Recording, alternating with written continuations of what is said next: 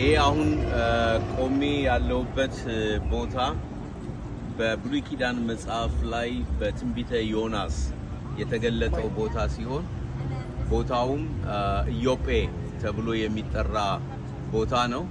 ወንድማችን ነብዩ ዮናስ በዚህ እግዚአብሔር ወደ ነነዌ ሄዶ እንዲሰብክ ሲያዘው እርሱ ግን ወደዚህ ስፍራ መጣና ሁላችሁም እንደምታስታውሱት በመርከብ ተሳፍሮ በእንደዚህ አይነት መርከቦች ይሁን አይሁን እርግጠኛ ባልሆንም ነገር ግን በመርከብ ተሳፍሮ ወደ ተርሴስ ኮበለለ።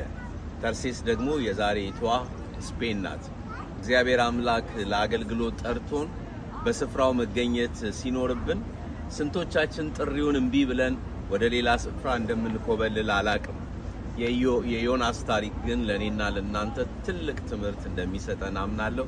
ጌታ ኢየሱስ ይባርካችሁ። እዚህ ቦታ ላይ መገኘት እንድችል የተባበሩኝን ፓስተር ተገኔን፣ ፓስተር ጸባውትን ይሄንን ደግሞ ቪዲዮ እያነሳ ያለውን ወንድሜን አንድነትን ክሬዲቱን ለነሱ ሰጥቻለሁ። ጌታ ኢየሱስ ይባርካችሁ።